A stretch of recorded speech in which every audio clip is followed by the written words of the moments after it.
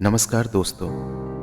भारतीय इतिहास के पन्नों को पलटें तो वीरांगनाओं के नाम पर अक्सर हमारी जुबान पर सिर्फ झांसी की रानी का नाम आता है। लेकिन 1857 की क्रांति से लगभग 300 साल पहले भारत की धरती पर एक ऐसी शेरनी ने जन्म लिया था जिसने मुगलों की उस विशाल सेना को धूल चटा दी थी, जिसके सामने बड़े बड़े राजाओं ने घुटने टेक दिए थे। बहुत ही गोंडवाना की कुलदेवी रानी दुर्गावती। आज की कहानी उनके उसी बलिदान और स्वाभिमान की है। यह बात है 16वीं सदी की। रानी दुर्गावती गोंडवाना पर अपने छोटे से बेटे वीर नारायण की संरक्षिका बनकर राज कर रही थी। उनका राज्य खुशहाल था और रानी इतनी बहादुर थी कि कहा जाता है कि जब तक वो शेर का शिकार नहीं कर लेती थी, पानी भी नहीं पीती थी। उधर दिल्ली के तख्त पर बादशाह अकबर का शासन था।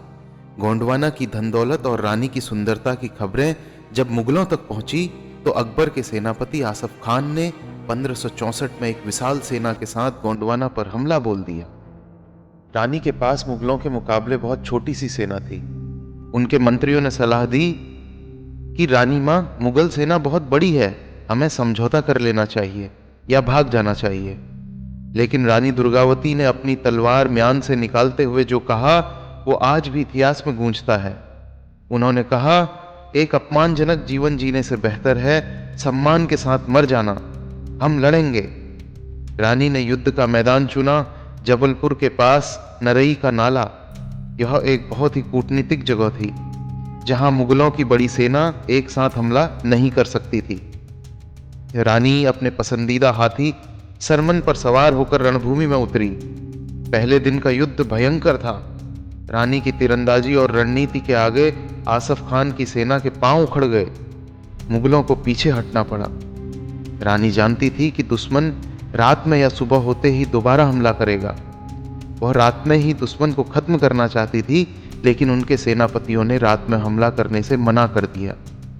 यह एक भारी भूल साबित हुई। अगली सुबह आसफ खान भारी तोपखाने के साथ वापस आया। रानी फिर भी डटी रही। उनका बेटा वीर नारायण भी वीरता से लड़ा और घायल होकर सुरक्षित स्थान पर भेजा गया। अब रानी अकेली थी और दुश्मन हजारों की तादाद में। तभी एक अनहोनी हुई। दुश्मन का एक तीर सनसनाता हुआ आया और रानी की कनपटी में जा लगा। उन्होंने दर्द की परवाह किए बिना उसे खींचकर बाहर निकाल लिया। तभी दूसरा तीर उनकी गर्दन में जा लगा। खून की धारा बह निकली।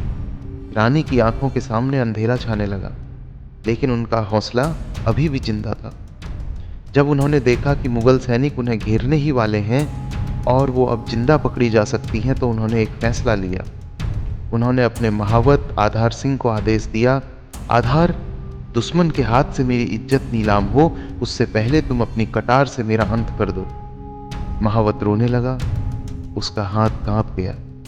उसने कहा, मैं यह पाप नहीं कर सकता मां। तब उस वीरांगना ने कहा, तो फिर तुम मेरी शहादत के गवाह बनना। रानी ने अपनी ही कटार निकाली और जय भवानी का उद्घोष करते हुए उसे अपने सीने में उतार लिया। 24 जून 1964 का वो दिन, रानी दुर्गावती ने अपना शरीर त्याग दिया, लेकिन अपना स्वाभिमान नहीं त्यागने दिया। जबलपुर की उन पहाड़ियों में आज भी रानी की समाधि मौजूद है, जो हमें याद दिलाती है कि जीत हार से बड़ा होता है आत्मसम्मान। रानी दुर्गावती ने हमें सिखाया कि चाहे दुश्मन कितना भी ताकतवर क्यों न हो, अगर हौसला बुलंद हो तो इतिहास आपको कभी नहीं भूलता।